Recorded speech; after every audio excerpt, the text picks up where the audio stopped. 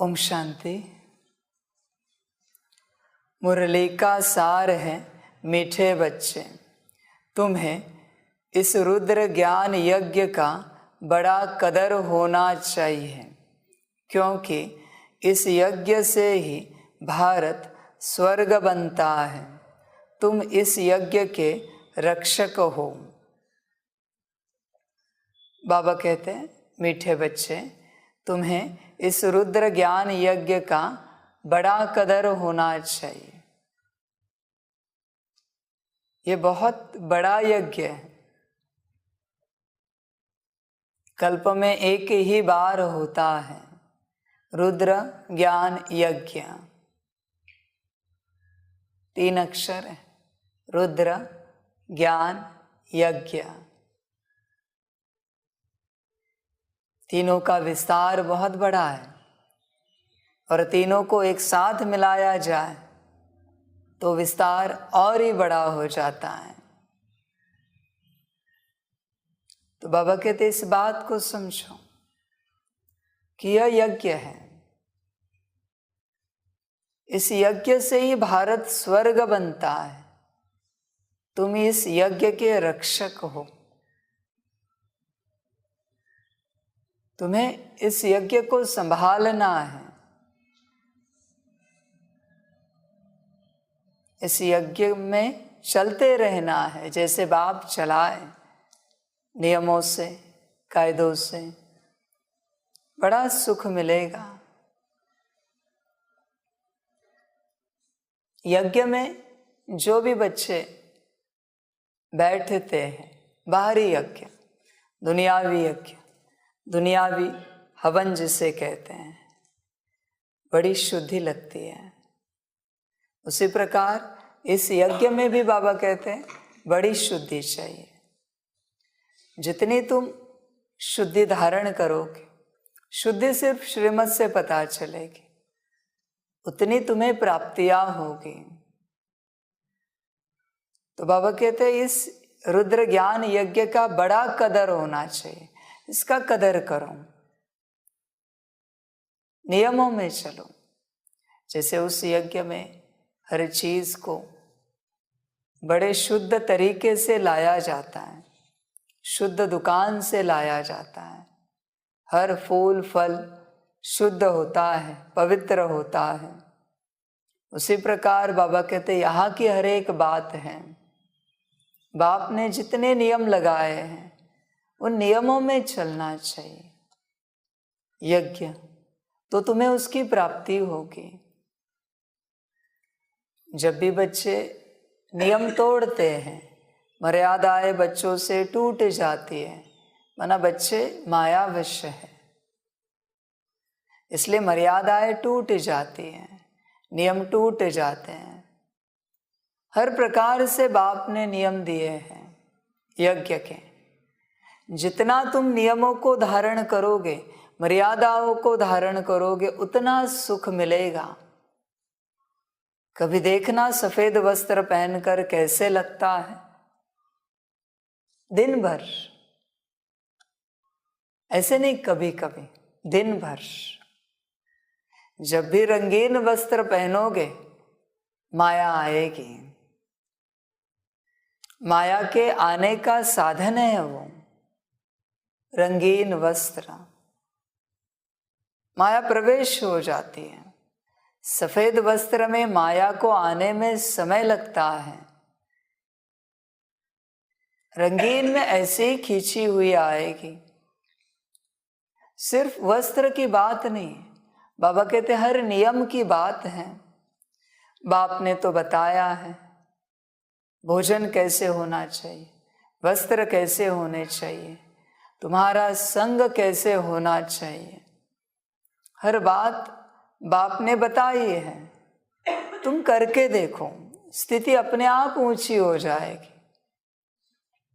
बहुत बार बच्चे कहते हैं कि बाबा योग नहीं लगता।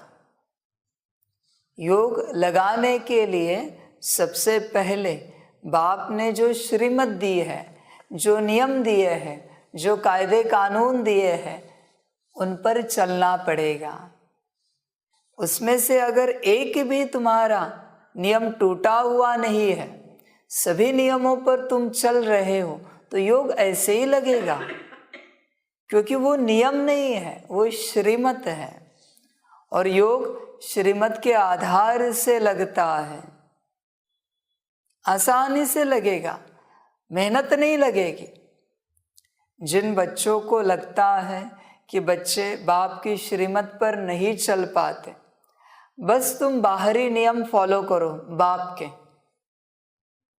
वस्त्र के, अन्न के, संग के, 3 ही नियम है, रोटी कपड़ा मकान, 3 ही नियम। मकान माना संग, तुम किसके संग में चलते हो। बाकी कपड़ा और रोटी आप जानते ही हैं।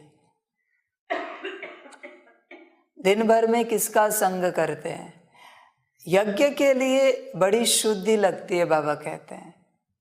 बाहरी रूप से भी कोई भी कहाँ से भी आए और बिना नहाए, बिना धुले हुए कपड़े पहनकर यज्ञ में बैठे तो बोझ चढ़ जाता है, बोझ चढ़ेगा। समझ की बातें हैं। इस यज्ञ में भी बाबा कहते हैं नियमों में चलना है। बाबा ने नियम मर्यादाएं दी हैं, तो उन पर चलना है। देखो बड़ा आनंद आएगा तुम्हें, बड़ा आनंद आएगा। जीवन ऐसे उड़ती कला में चढ़ेगी, उड़ती कला में बहुत खुशी होगी, क्योंकि यह ऐसा यज्ञ है जहाँ अंदरूनी आत्मा की, मन बुद्धि संस्कार गुण शक्तियों की और बाहरी कर्मेंद्रियों की, देह की पूरी शुद्धि लगती है। फिर फल तुरंत मिल जाता है, फल में समय नहीं लगता। समझ की बात है बच्चों के लिए। कभी कभी बच्चे नहीं चल पाते, इसलिए बाप छूट दे देता है, पर कभी कभी के लिए, सदा के लिए नहीं है। जैसे कभी मुरली में कहता है बाबा कि भोजन ना मिले तो स्टेशन से डबल रोटी लो और जाम के साथ खा लो और चलते रहो, पर अशुद्ध भोजन नहीं खाना। कभी बाबा कहता है तुम्हारे पास कपड़े ना हो, ठीक है, जो भी कपड़े हैं उन कपड़ों को पहनकर बाप को याद करो, पर वो कभी कभी के लिए है, सदा के लिए तो नियम लगे हुए हैं। बाबा कहता है यज्ञ है, हवन है। यहाँ बाबा कहते बाकी बातों की आहुति चढ़ानी है, दुनियावी बातों की, और बाप जो कह रहा है उस अनुसार चलना है, तो बहुत कदर करना है। जब बच्चे आते हैं यज्ञ में बाबा मिलन के लिए, उन्हें भी बड़े प्यार से संभालना है। तुम यज्ञ में समर्पित हो और कोई बाबा मिलन के लिए आ रहे हैं, वो भी उतने ही मुख्य है जितने तुम हो, उसमें कोई अंतर नहीं है। कभी कभी बच्चों में अंतर कर देते हैं। समर्पित है तो अलग सम्मान में चलते हैं, और बाबा मिलन में बच्चे आ रहे हैं, उन्हें अलग सम्मान में चलाया जाता है। बाबा कहते हैं ऐसे नहीं, मेरे लिए हर बच्चा ही है। तुम जानते हो, तुम जिसके साथ असम्मानजनक व्यवहार कर रहे हो वो कौन है। कल अगर उस घड़ी उनके अंदर ब्रह्मा बाप और मैं रहा तो कैसे लगेगा कि तुमने किसका अपमान किया। कल अगर उनके अंदर मम्मा रही तो, जगदीश रहा तो, दादिया रही तो कैसे लगेगा। बाबा कहते हैं आत्मा हो, आत्मा का सम्मान करना सीखो। हर आत्मा का, फिर वो ज्ञान में हो या ना हो, आज नहीं तो कल, नहीं तो अंत तक, और अंत में कहेगी कि मेरा बाबा आ गया। कहने वाले तो सभी है ना कि मेरा बाबा आ गया। भले उनके लिए 1 सेकंड का बाबा होगा, तुम्हारे लिए 100 साल का बाबा होगा, पर बाबा तो सबका है। और बच्चे भी तो सभी के, बच्चे भी तो बाप के हैं, सभी बच्चे। समझ की बात है। इसलिए बाबा कहते हैं यज्ञ में कदर करो। बाबा कहते हैं साकार में बाप जब है, तुम साकार में ब्रह्मातन में शिव बाबा के होते जितना बाप का सम्मान करते हो, उतना हर बच्चे का, हर आत्मा का होना चाहिए, हर बच्चे का। वरना बाबा कहते मेरा भी नहीं करो, तुम जो ट्रीटमेंट उन्हें देना चाहते वही मुझे दो, मुझे मंजूर है। या फिर जो तुम मुझे सम्मान देते हो वो तुम सबको दो, मर्जी तुम्हारी है, जो चाहे चॉइस करो। उनके साथ असम्मानजनक रहते हो तो मेरे साथ भी रहो, मर्जी तुम्हारी, जो चाहे स्वीकार करो। बाप के लिए बच्चे सदा प्रिय है, बच्चों के आगे सतयुग भी कुछ नहीं, ध्यान रखना। बच्चे सब कुछ हैं बाप के लिए। तो बाबा कहते इस रुद्र ज्ञान यज्ञ का बड़ा कदर होना चाहिए, सबसे बड़े सम्मान से चलना है, मीठे से चलना है, स्नेह से, प्रेम से चलना है। भल सामने वाला अपमान करने वाला भी क्यों ना हो, उसे ज्ञान नहीं है, वो परवश है। तुम्हें ज्ञान है, तुम सम्मान से चलो, तुम बड़े प्रेम से चलो, स्नेह से, बड़ा आनंद आएगा। बाबा कहते स्नेह देने में जो आनंद है वो किसी और बात में नहीं है, सम्मान देने में जो आनंद है वो किसी और बात में नहीं है। आपको हिसाब पता है? बताते हैं। वापस 1 सेकंड का स्नेह देना, मना उस 1 सेकंड में धरती के राजा बनने का जैसे फल पाने की शक्ति है। 1 सेकंड में धरती का राजा, धरती को दान देकर जो फल मिलता है ना, उतना फल 1 सेकंड के स्नेह से मिलता है। पर दिल का स्नेह हो, दिल का, और इससे विपरीत 1 सेकंड है, मना धरती का राज्य गंवाने जैसी बात है।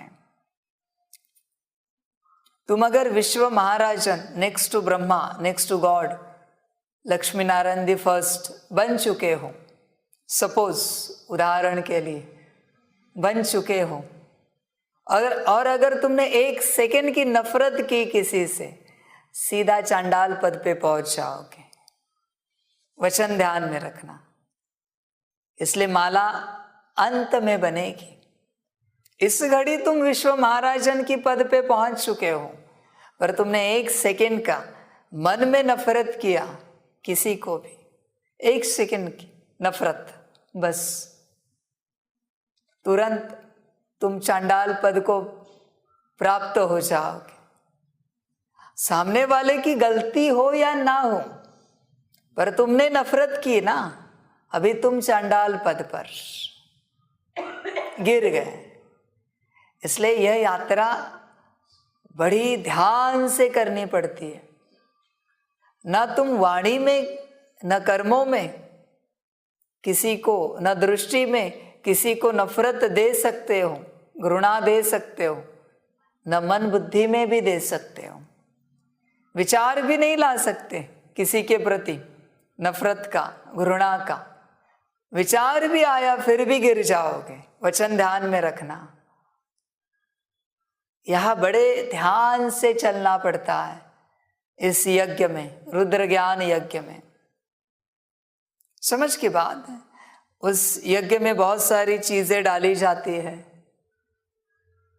पर जब तुम चीज उठाते हो और डालते हो तुम्हें फल तुरंत मिल जाता है बाहरी यज्ञ में।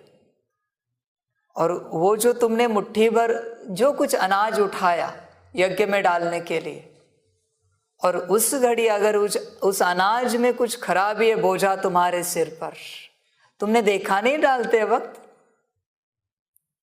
कि अनाज कैसा है।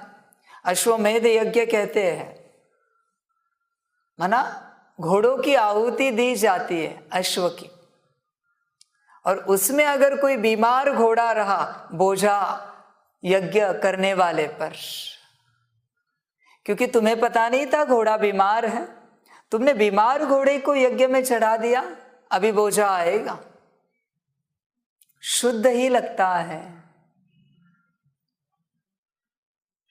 बकरे को भी बलि चढ़ाते हैं यज्ञ में, बीमार नहीं चलता, फ्रेश चाहिए, तंदुरुस्त चाहिए, बीमार नहीं चलेगा। तुम खराब फल लगाओगे भोग में, थोड़ा हल्का सा खराब है, तुम लगाओगे नहीं लगाओगे। उसी प्रकार हर बात की शुद्धि लगती है। बाबा कहते हैं ध्यान देना, ये यज्ञ चल रहा है, यहां एक भी संकल्प अगर अशुद्ध उठा तुम्हारा, बोझा चढ़ेगा। ब्राह्मण बने हो, ब्राह्मणों का कार्य होता है सदा शुद्ध संकल्प उठाए, सदा वृत्ति शुद्ध रहे, दृष्टि बोल कर्म शुद्ध रहे, यह ब्राह्मणों का कर्तव्य है। बच्चों को ध्यान देना है, कर्मों पर बड़ा अटेंशन देना है, न रोना है न रुलाना है, जिन रोया तिन खोया, ध्यान देना। अरे यज्ञ में बैठे हो तुम, ऐसे कैसे दुखी हो सकते हो? कोई माला कर रहा है, कोई हवन कर रहा है, वहां रोते हैं कोई कभी? कोई दुखी होते हैं कभी? माला कर रहे, हवन कर रहे तो, यज्ञ कर रहे तो कोई दुखी होते नहीं होते कभी? तो तुम इस यज्ञ में भी कैसे दुखी हो सकते हो? भले बात कुछ भी आए, समझ की बात है। कभी कोई यज्ञ कर रहा है और यज्ञ में आहुति डालते समय कुछ अंगार अगर उड़ गया बाहर, तो जल्दी से उसे हटाते, पर दुखी नहीं होते, यज्ञ शुरू रखते हैं। दुख पहुंचाया परिस्थिति ने, पर दुखी नहीं हुए कोई, चलते हैं यज्ञ में। बाबा कहते हैं यही समझ की बात है। बच्चों को बड़ा कदर होना चाहिए, हर वक्त शुद्धि में रहना है, हर वक्त बाप के साथ चलते, सदा शुद्ध विचारों में चलना है, कभी मुरझाइश ना आए। बाप के साथ चलते अगर मुरझाइश आई तो तुम यज्ञ में असुर बने, विघ्न डालने वाले बने। कभी भी मुरझाइश ना आए। बाबा कहते कारण कुछ भी हो, मैं खुद यज्ञ कर रहा हूं विश्व शांति के लिए, विश्व को सुख देने के लिए, नई दुनिया लाने के लिए। तुम बाधा मत बनो, ऐसे मत करो, बड़ा बोझ आएगा। बाप खुद बैठा है और यज्ञ कर रहा है। समझ की बातें बच्चों के लिए, बच्चे समझे, ध्यान दें, यज्ञ का बड़ा कदर होना चाहिए। बाबा कहते हैं कदर मना तुम्हारी स्थिति सदा खुश मिजाज होनी चाहिए। सदा खुशी वाले बच्चे, सदा मौज वाले बच्चे, यही है कदर। सदा उड़ती कला में उड़ने वाले, चढ़ती कला में चढ़ने वाले, ऐसे बच्चे। अरे बाप मिला है, दुनिया जिसे ढूंढ रही है वो तुम्हें मिला है, और क्या चाहिए? और किसकी चाहना है? किसे ढूंढ रहे हो? बाप मिला, सब मिला। भल 4 टाइम भोजन ना भी मिले, 2-2 दिन उपवास भी करना पड़े, संकल्प नहीं कट कर रहे, फिर भी बाप मिला है, क्या चाहिए? कभी विचार करना, बैठना कि कौन मिला है, क्या मिला है, सोचना, फिर बाबा कहते हैं अनुभव होगा।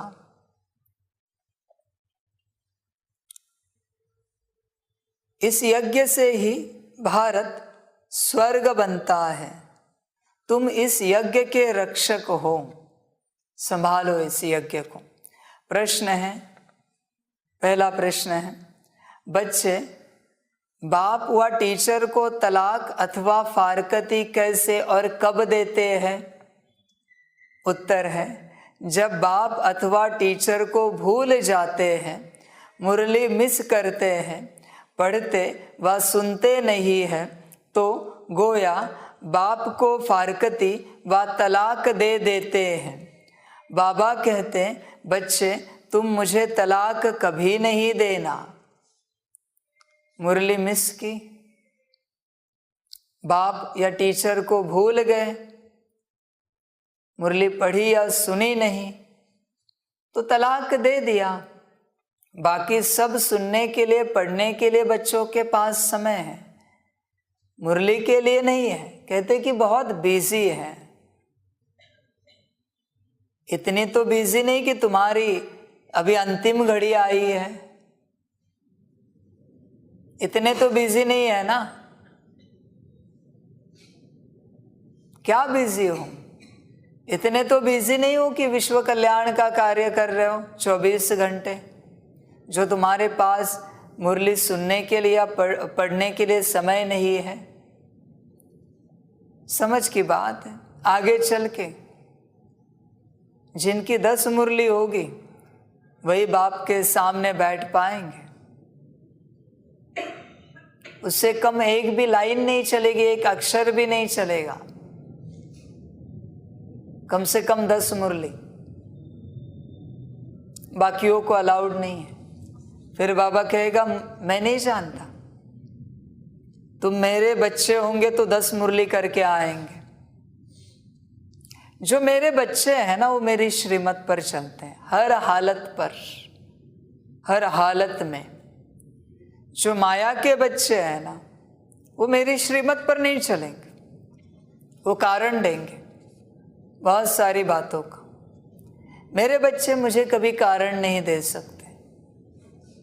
वो तो हाजिर रहते कि बाप कुछ कहे और हम कुछ करें, सदा जी हाजिर करते हैं, कभी कारण नहीं देंगे वो बच्चे,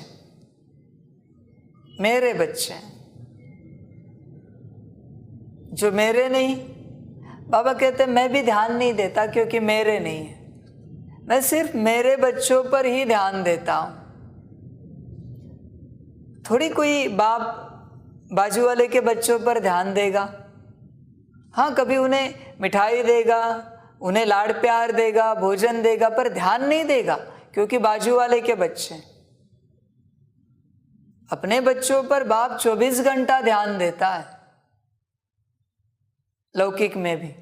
उसी प्रकार बाबा कहते हैं जो मेरे बच्चे उन पर मैं 24 घंटा ध्यान देता हूं क्योंकि मेरे हैं। जो मेरे नहीं है, बाबा कहते हैं ड्रामा। दूसरा प्रश्न है, तुम्हारा सत्य ज्ञान मनुष्यों को मुश्किल समझ में आता है, क्यों? उत्तर है, क्योंकि यह ज्ञान परंपरा नहीं चलता है, अभी ही प्राय लोप हो जाता है। इस ज्ञान का किसको पता ही नहीं है। यह नया ज्ञान है, इसलिए उन्हें समझने में मुश्किल लगता है। बाप जब जब जो जो सुना रहा है ज्ञान, वो आज तक कभी सुनाया नहीं है, इसलिए ये नया ज्ञान है। बच्चों की बुद्धि में जल्दी बैठता नहीं। दुनिया वालों की तो बात छोड़ ही दो, बाबा कहते हैं। बाबा कहते ये नया है, अभी ही प्रायलोप हो जाएगा, जैसे विनाश होगा। इसलिए तुम सवाल मत पूछो, बस श्रीमत पर चलो। सवाल पूछकर मेरे पास जवाब नहीं है, मैं कोई रेफरेंस नहीं दे सकता तुम्हें, क्योंकि इस ज्ञान का कोई रेफरेंस नहीं है कहाँ पर भी, ये अभी ही प्रायलोप हो जाएगा, ध्यान में रखना। इसलिए इस ज्ञान को लेकर सवाल मत पूछो, ध्यान में रखना, बस श्रीमत पर चलो। समझ की बात है। गीत है पितु मात सहायक, ओम शांति। जिसके साथ बच्चों का अभी योग है, उनकी बाहर मनुष्य महिमा गाते रहते हैं। तुम उनकी याद में बैठे हो। अपने को आत्मा समझ देह का अभिमान छोड़ एक की ही याद में रहना है। अभी तुम आत्मा अभिमानी बने हो, पहले थे देह अभिमानी। बने हो ना, या बनना बाकी है? बच्चे आत्मा समझकर बैठे हैं ना? क्या कहते हैं बच्चे? आत्मा समझकर मुरली सुन रहे हैं ना, या देह समझकर सुन रहे हैं? जो देह समझकर सुन रहे वो उठ के जाए, जो आत्मा समझकर सुन रहे वही बैठे। बाप देह को नहीं समझा रहा है, बाप आत्माओं को समझा रहा है। यह देह की बात नहीं है, यह देह का ज्ञान नहीं है, यह सिर्फ आत्मा का ज्ञान है। समझ की बात है। बाप के सामने सदा आत्मा समझकर ही बैठना है, देह समझकर कभी नहीं बैठना। संशय में आ जाओगे और जल्दी गिर जाओगे। एक तो तुम अपने को देह समझोगे, और दूसरा बाप को भी देहधारी, देह देखने की चेष्टा करोगे, गिर जाओगे। यह हंसों का मेला है, मना आत्मा अभिमानियों का, देह अभिमानियों का नहीं है। आत्मा अभिमानी होकर बैठना है, स्वयं को आत्मा समझकर बाप को सुनना है। आत्मा समझकर सुनेंगे तो श्रीमत बाप के महावाक्य अंदर जाएंगे, सीधे अंदर जाएंगे और सारी शक्ति प्राप्त होगी। देह समझकर बैठेंगे, कोई अनुभव नहीं होगा। बहुत बच्चे दृष्टि भी देह समझकर लेते हैं बाप से, कभी आत्मा समझकर दृष्टि नहीं ली है, बस देखते रहते बाप की आंखों में या भ्रकुटी में। या कुछ है क्या देखने के लिए? या आंखों में कुछ है? बाप को देखो, देह को मत देखो। तुम अपने स्वरूप में होंगे तो बाप को देख पाएंगे। जो जिस स्वरूप में होता है वैसे उसकी दृष्टि होती है। समझ की बात है। इसलिए आत्मा अभिमानी होकर बैठो, तब ही परिवर्तन होगा। देह अभिमानी होकर नहीं बैठना, आत्मा समझकर बैठना। आत्मा समझकर बैठेंगे तो देह स्थिर हो जाएगा, चंचलता नहीं करेगा। पर तुम देह अभिमानी होकर बैठते हो, इसलिए देह चंचलता करता है। देह को भूल कर बैठना है। घड़ी घड़ी फिर पैर ऊपर नीचे होगा, हाथ आगे पीछे होंगे, देह समझ के बैठा है, लक्षण है, दिख रहा है साफ साफ। घड़ी घड़ी हाथ पैर हिलेंगे, घड़ी घड़ी गर्दन हिलेगी, घड़ी घड़ी शरीर हिलेगा। हाँ बाबा कहते कोई कष्ट है तो बात अलग है, उम्र हुई है तो बात अलग है शरीर की। पर आत्मा समझकर बैठेंगे तो वो भी नहीं होगा। कोशिश करके देखो। देह समझकर नहीं बैठना है, आत्मा समझकर जागृत रहकर बाप को सुनना है। समझ की बात है। बच्चों के लिए जागरूक रहकर। बच्चे बैठे हैं ना, आत्मा समझकर, आत्मा समझकर बैठो और बाप को सुनो। सतयुग में तुम बाप को नहीं जानते, क्योंकि सुख में होते हो तो बाप याद नहीं रहता। यहाँ दुखों में हो तब पुकारते हो। गायन भी है, दुख हरता सुख करता। वास्तव में सच्चा सच्चा हरिद्वार यह है। मनुष्य हरि कहते हैं श्री कृष्ण को, वैकुंठ को श्री कृष्ण का हरिद्वार कहते हैं। तुम जानते हो, वास्तव में हरि श्री कृष्ण को नहीं कहेंगे, दुख हरने वाले को हरि कहेंगे। तुम जानते हो, शिव बाबा श्री कृष्ण का द्वार अथवा वैकुंठ सतयुग का द्वार खोलने आया है। कोई मकान बनाते हैं तो कोई ओपनिंग सेरेमनी करते हैं ना, तो बाबा आया है हरिद्वार की सेरेमनी करने। कृष्ण की राजधानी में कंस तो होता नहीं है। बाप द्वारा हम स्वर्ग का वर्षा ले रहे हैं। बाप ही आकर स्वर्ग के स्थापना की सेरेमनी कर रहे हैं। स्थापना को सेरेमनी कहा जाता है। मकान का पहला फाउंडेशन लगाया जाता है, फिर मकान बनकर पूरा होता है, फिर सेरेमनी की जाती है। तो बाप फाउंडेशन लगाने आया है। 1937 में फाउंडेशन लगाया, अब फिर तुम स्थापना कर रहे हो। तुमको खुशी है कि बाबा आया है नई दुनिया स्थापन करने, और हम नई दुनिया में जा रहे हैं। इस पृथ्वी पर स्वर्ग था, अब फिर स्थापन कर रहे हैं। हर एक को पैगाम दे रहे हैं। धर्म स्थापक को पैगंबर कहा जाता है ना। सच्चा सच्चा पैगाम मैं ही देता हूँ। मैं ही राजयोग सिखलाकर स्वर्ग की स्थापना करा रहा हूँ। बाप समझाते हैं कि मैं वेद शास्त्रों से नहीं मिलता हूँ। यह सब भक्ति मार्ग के शास्त्र हैं। भक्ति मार्ग की बहुत सामग्री है। जन्म जन्मांतर से तुम भक्ति करते आए हो। अब ज्ञान सुनो, फिर सतयुग में ज्ञान नहीं सुनेंगे। कहा जाता है ज्ञान अंजन सतगुरु दिया। सतयुग में अंधकार है नहीं, जो भक्ति करे। बाप से ज्ञान लो, फिर भक्ति नहीं रहेगी। तुम जानते हो रावण राज्य किसको कहा जाता है, राम राज्य किसको कहा जाता है। तुमको सारी रोशनी मिली है, क्योंकि बाप जगाते हैं। अब देखो दीपावली मनाते हैं, उसमें दीपक कोई छोटे कोई बड़े बनाते हैं।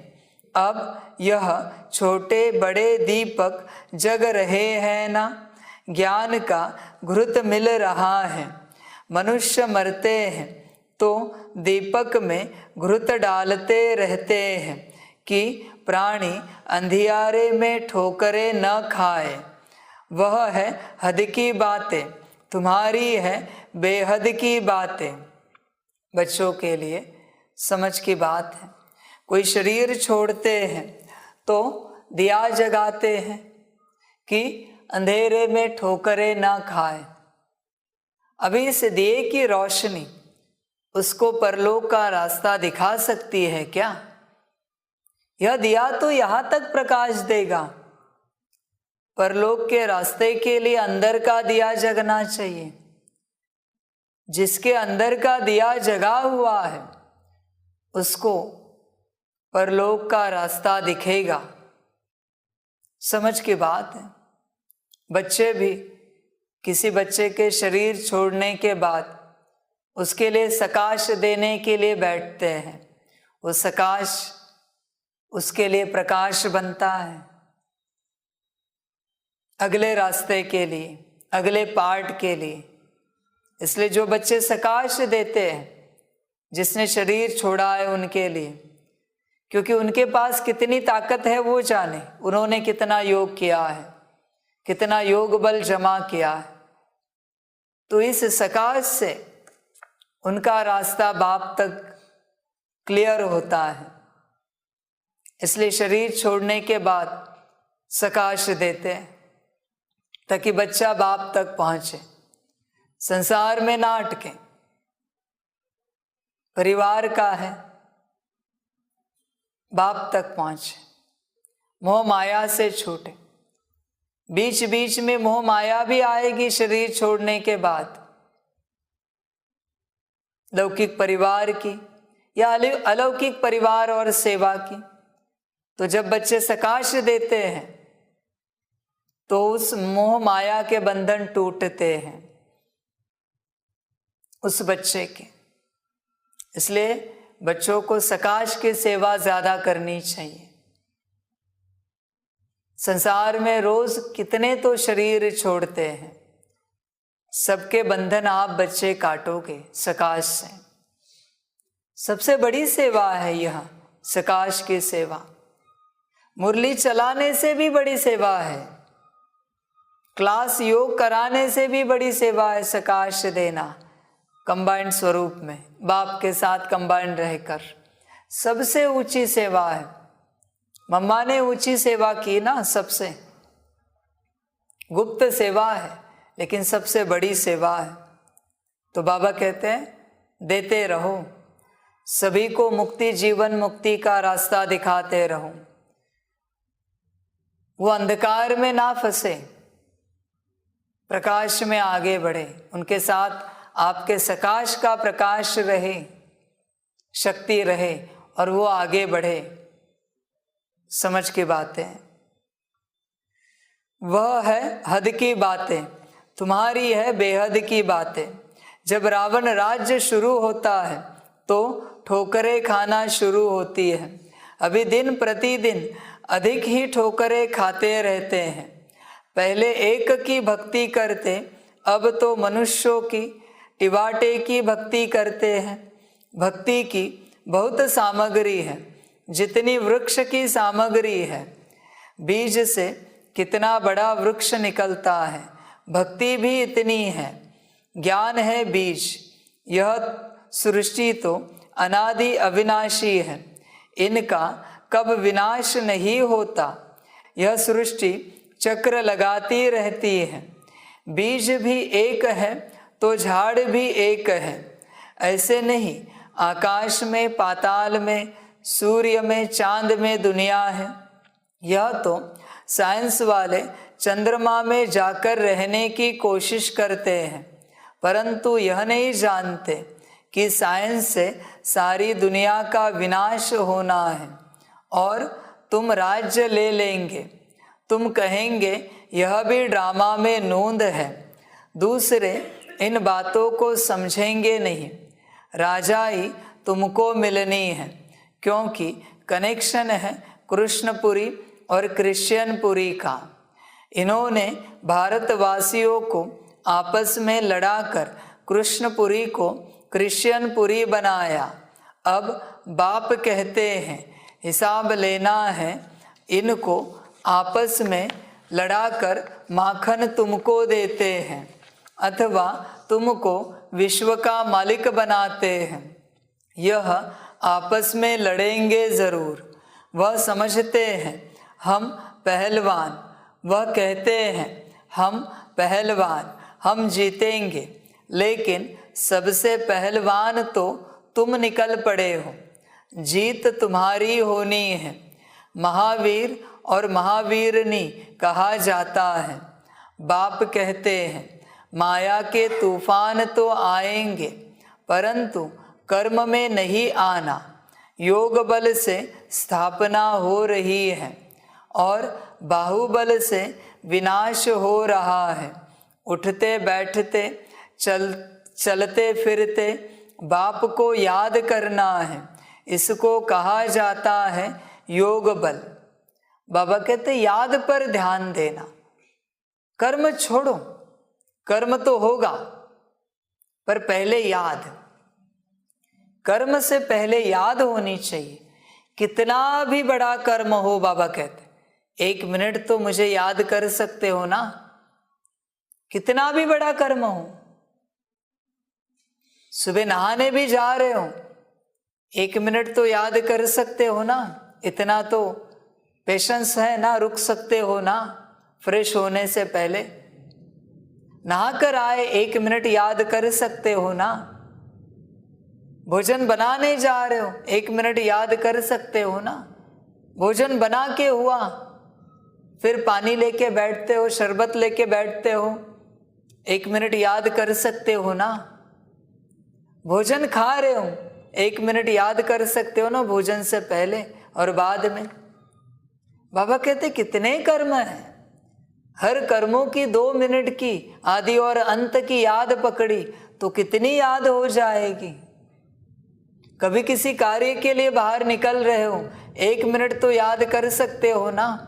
बाप ने तो कहा है यहाँ 15 मिनट याद करो, पर संसार में चलते कम से कम 1 मिनट तो याद कर सकते हो ना। समझ की बात है। जो बच्चे 15 मिनट याद करते हैं उनका कार्य बाप करता है, उन्हें करना नहीं पड़ता। और 15 मिनट का कार्य बाप 5 मिनट में करके देता है। पर याद चाहिए, बिना याद के यहाँ कोई कर्म नहीं करो। सब्जी काटनी है, 1 मिनट याद करो फिर शुरू करो। कितनी भी भूख तेज हो किसी की भी, 1 मिनट में कुछ बिगड़ता नहीं। तुम्हारी सब्जी जो 10 मिनट में बनने वाले मैं 5 मिनट में बनवा दूंगा, अगर तुम 1 मिनट याद करोगे तो। पर अगर याद नहीं करोगे ना तो माया बिगाड़ देगी तुम्हारी सब्जी को, और 10 मिनट के लिए 40 मिनट लगेंगे सुधारने के लिए उस सब्जी को। ध्यान देना, बाबा कहते हैं याद संगम का ऑक्सीजन है, प्राण वायु है। उसके बिना आगे बढ़ नहीं सकते तुम, ऑक्सीजन के बिना। याद सब कुछ है। बाबा कहते कर्म छोड़ो। कर्म को क्या करना, मैं करन करावन हार बैठा हूं ना उसे करने के लिए। और याद इतनी मजे वाली हो कि खुशी खुशी से तुम कर्म कर रहे हो ये दिखना चाहिए।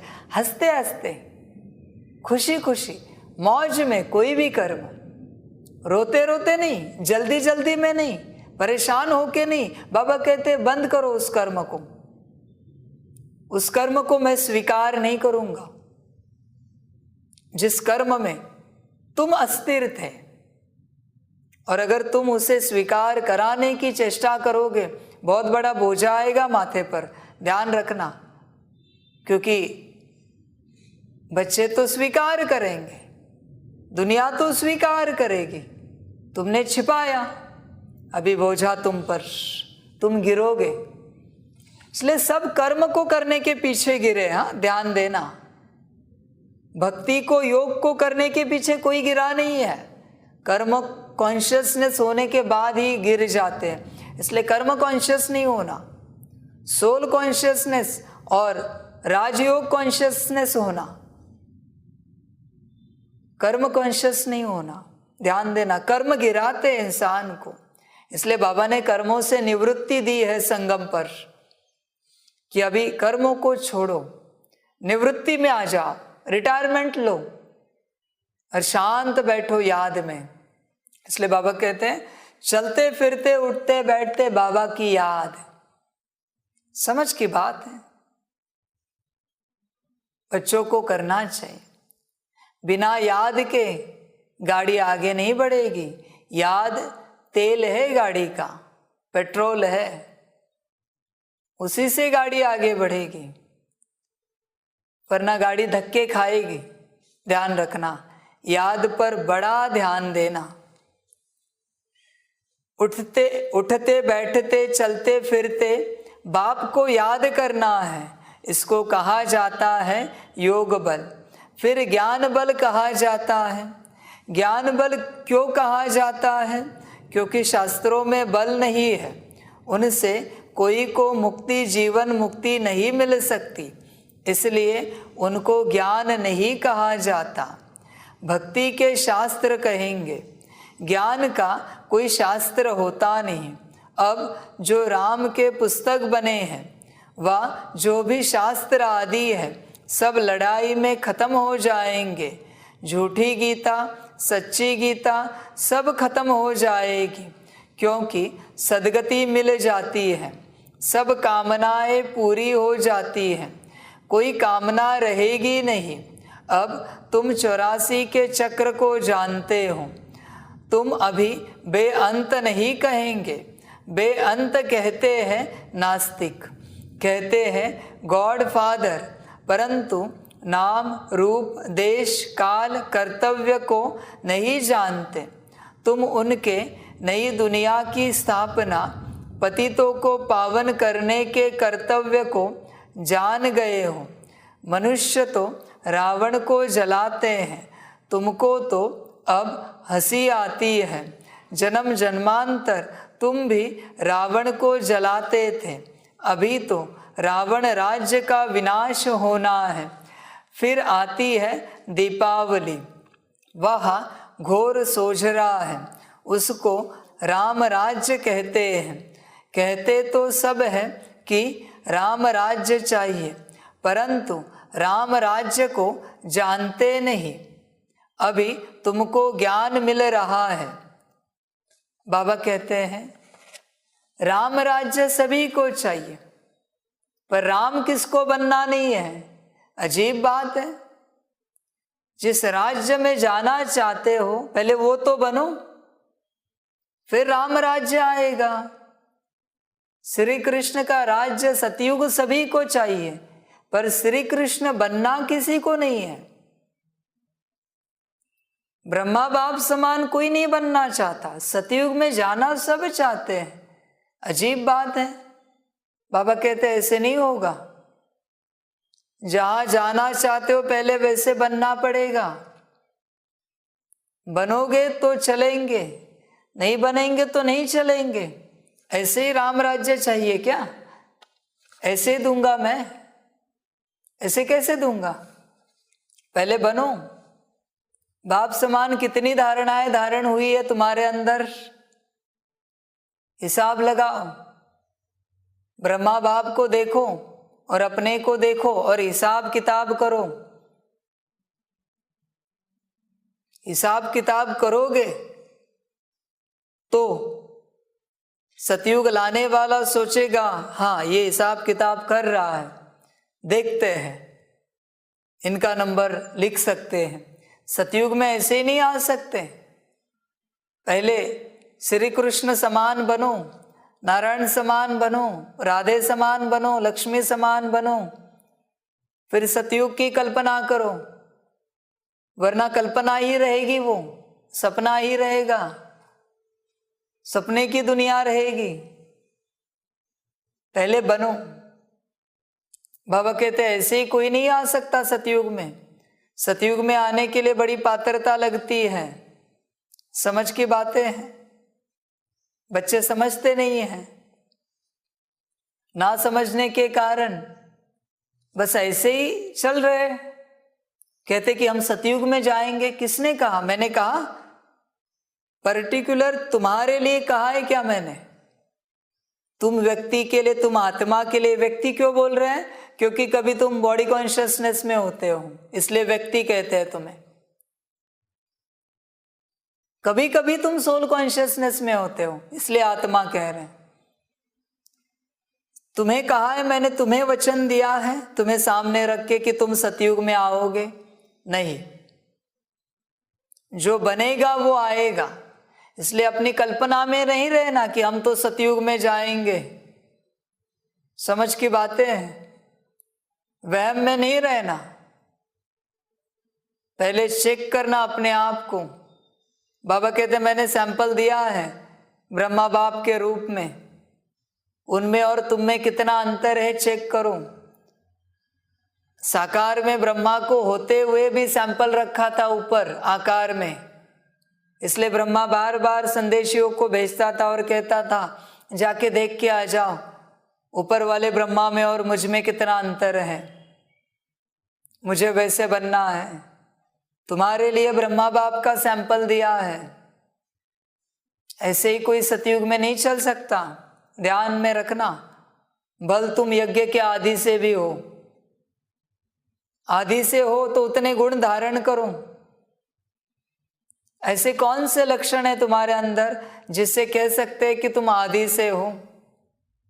तुम्हारी वाणी मीठी है, तुम्हारी दृष्टि शीतल है, तुम्हारे कर्म सबको सुख देने वाले हैं, शांति देने वाले हैं।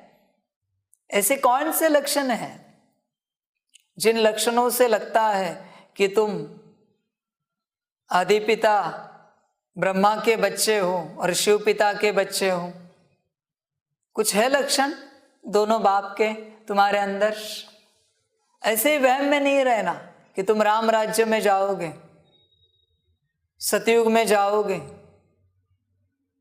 समझ की बात है, बाबा कहते हैं समझ कर चलो, अपनी कल्पना बांध कर मत चलो, अपनी अंधश्रद्धा है,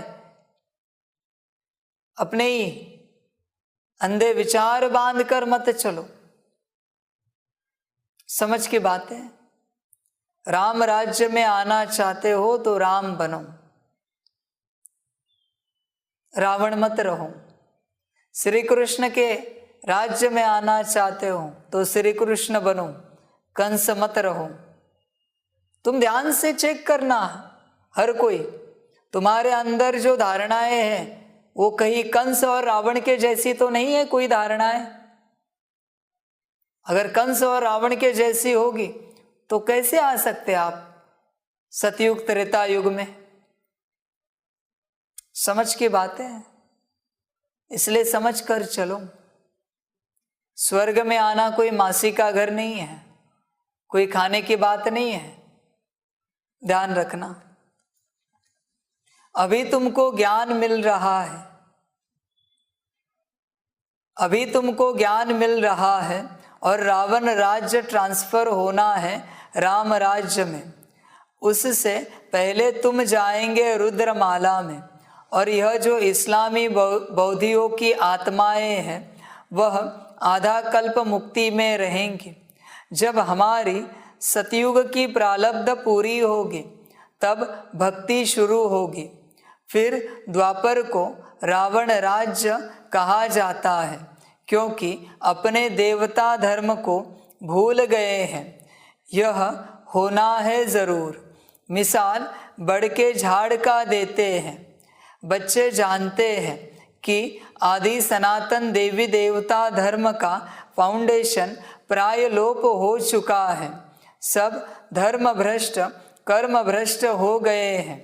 जब देवी देवता धर्म स्थापन हो तब यह सब धर्म विनाश हो जाए। कहते भी हैं अनेक अधर्म विनाश, एक सत धर्म की स्थापना हो। यहाँ वर्षा पाने का तुम पुरुषार्थ कर रहे हो। जो धारणा करेंगे कराएंगे वह ऊंच पद पाएंगे।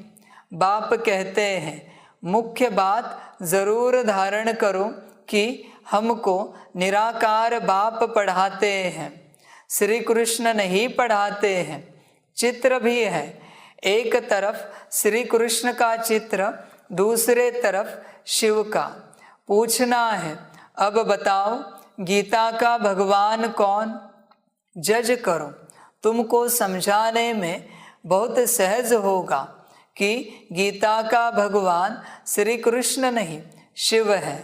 तुमको मालूम है गीता का ज्ञान फिर से बाप दे रहे हैं।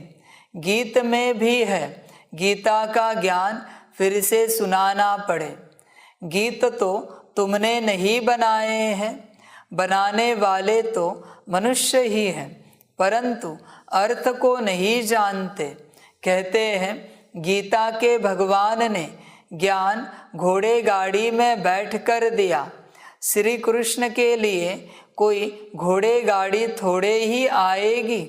अगर श्री कृष्ण होता तो उनके लिए अच्छे से अच्छी गाड़ी ले आए। बड़े बड़े धनवान आ जाए, यहाँ तो देखो अपनी मोटर यानी शरीर भी नहीं है, आता ही हूँ पतित शरीर में, तो गुप्त है ना श्री कृष्ण की तो बात नहीं।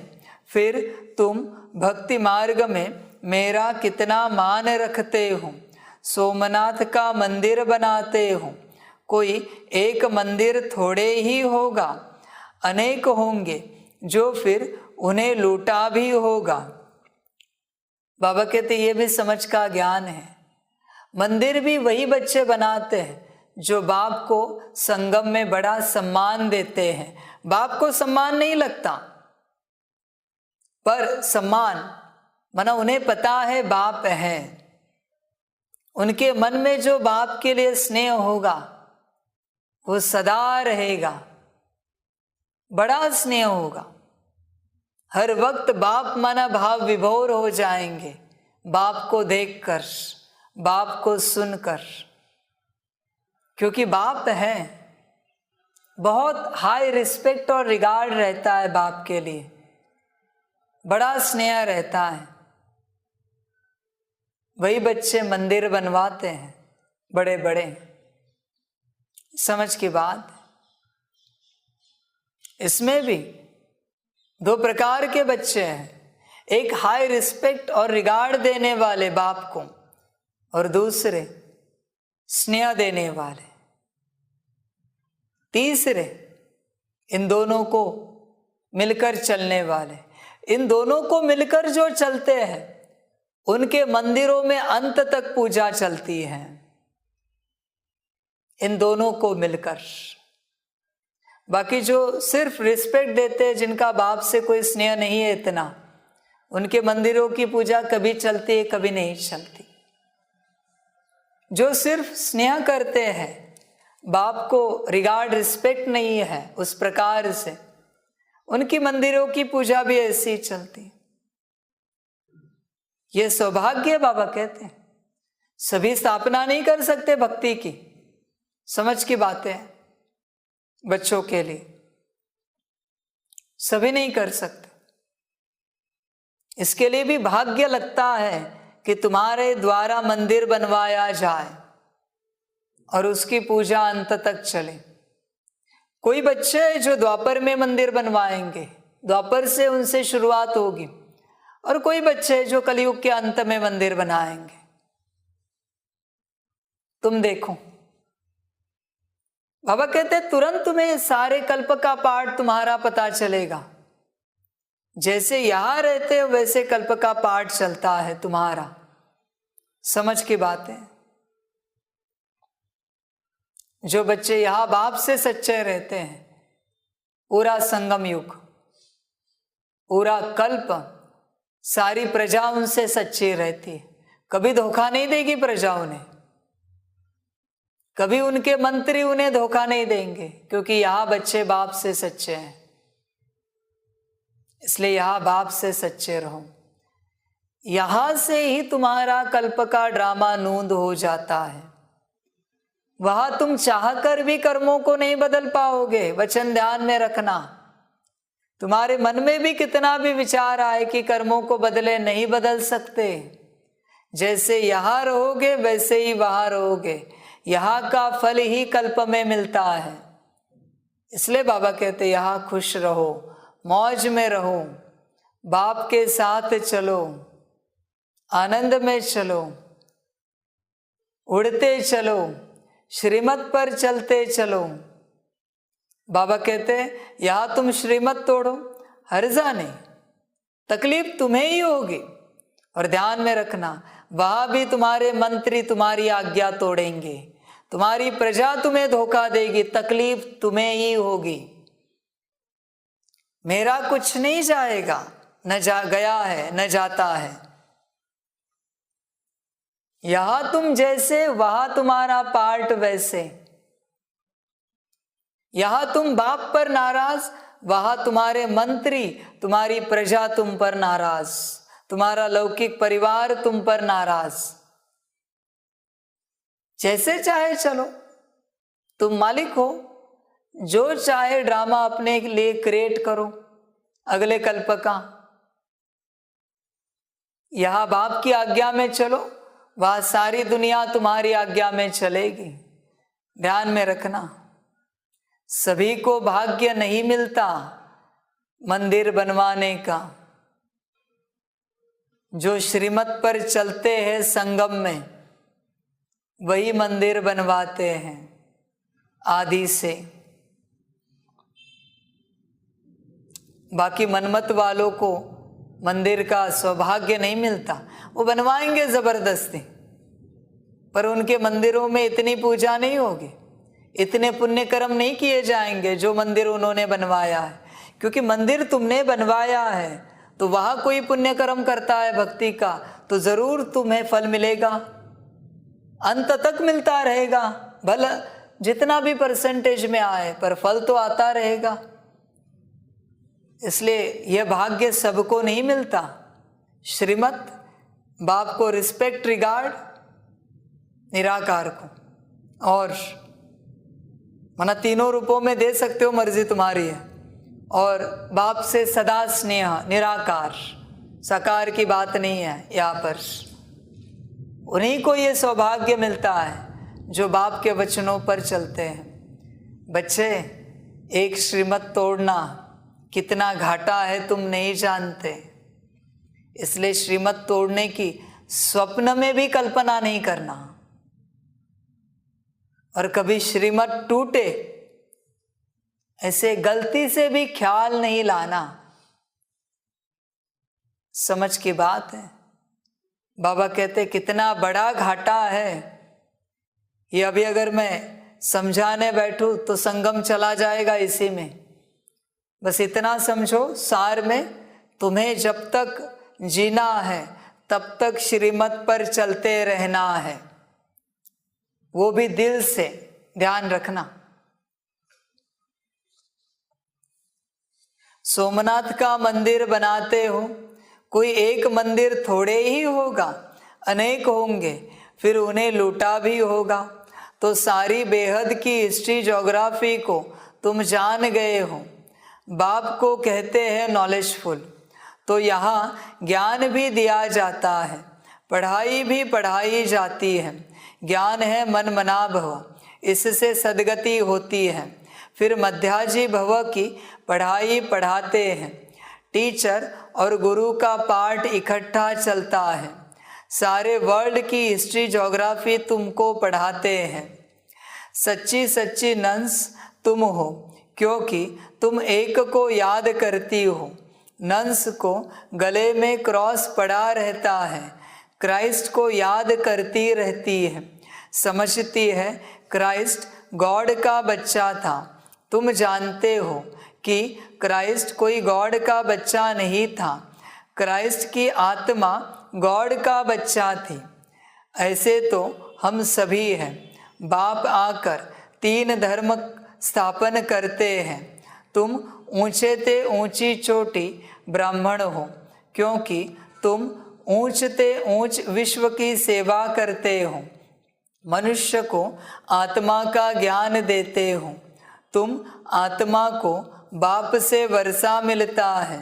बरोबर बाप कल्प कल्प के संगम युगे वर्षा देने आते हैं।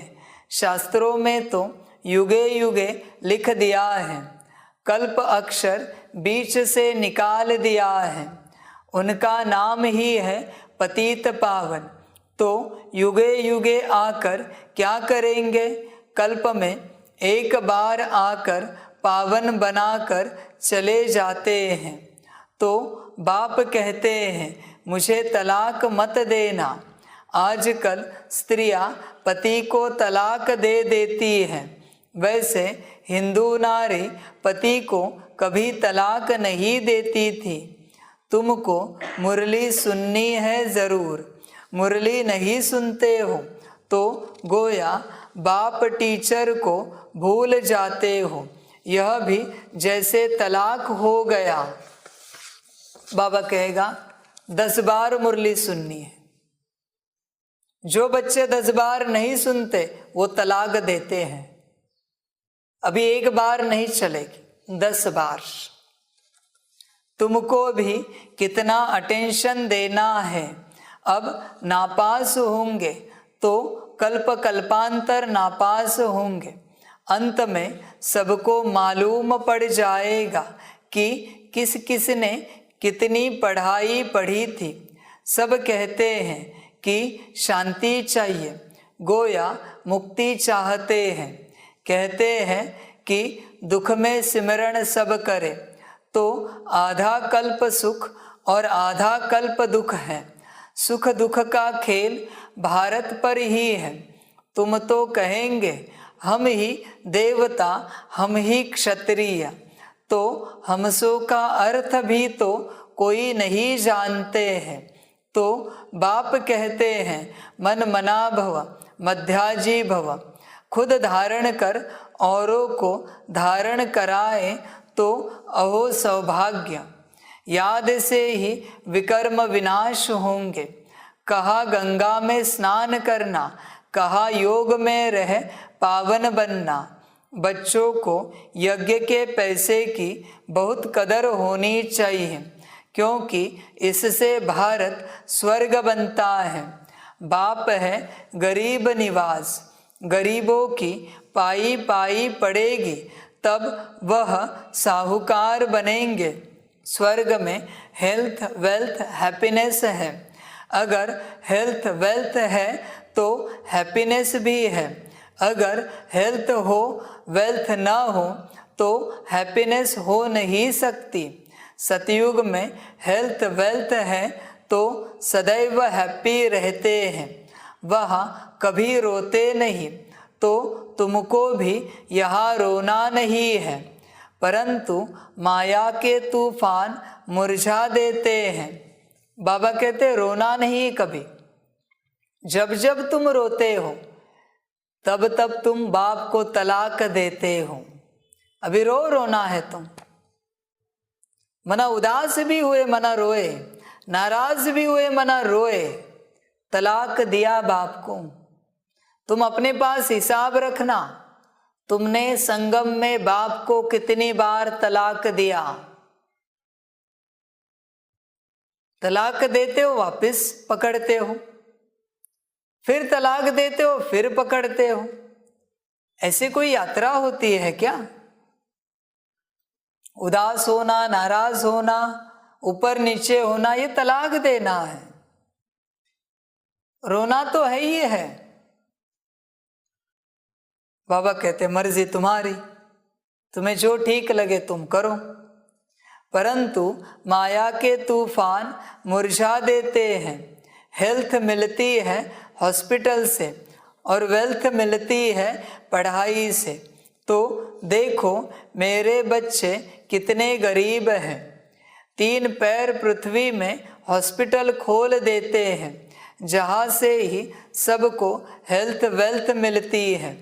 अच्छा, मीठे मीठे सिकिलधे बच्चों प्रति माता पिता बाप दादा का याद प्यार और गुड मॉर्निंग। रूहानी बाप की रूहानी बच्चों को नमस्ते।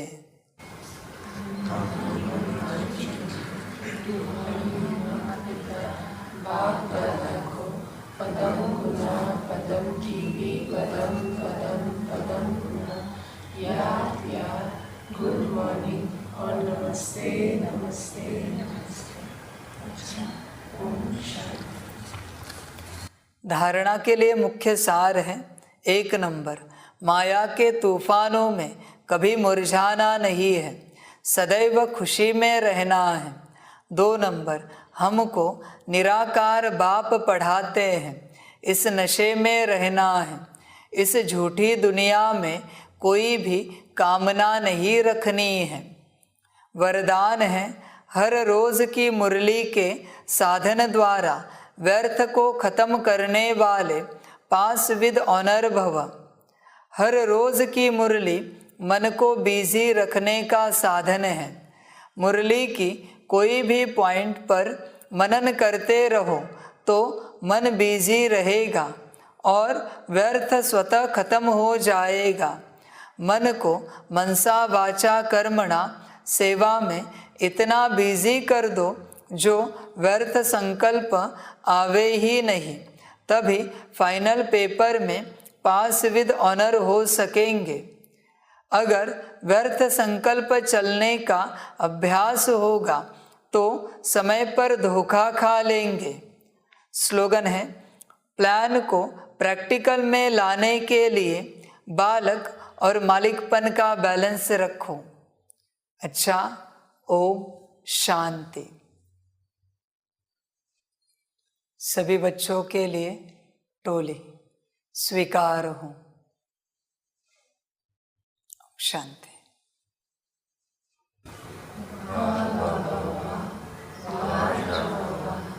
वारे मेरा आत्मा वा, वारे मेरा भाग्य वा, वारे मेरा ईश्वरीय परिवार वा, वारे में स्वराज्य अधिकारी आत्मा वा।